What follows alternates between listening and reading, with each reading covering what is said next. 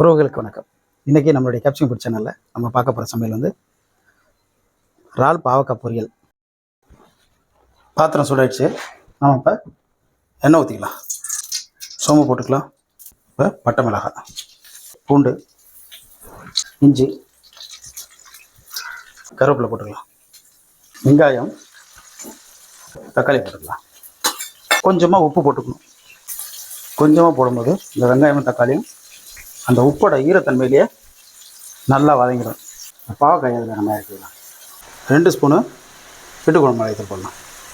ஒரு 1/4 ஸ்பூன் தனி மிளகாய்த்தூள் போட்டிருக்கேன். கொஞ்சமாக நம்ம இதில் இப்போ தண்ணி ஊற்றிக்கலாம். தேவையான அளவுக்கு உப்பு. வச்சுருக்கிற இறாலை அதில் போட்டுற வேண்டியதான். மல்லி இலையை தூவி நல்லா ஒரு பரட்டை இறக்கிடலாம்.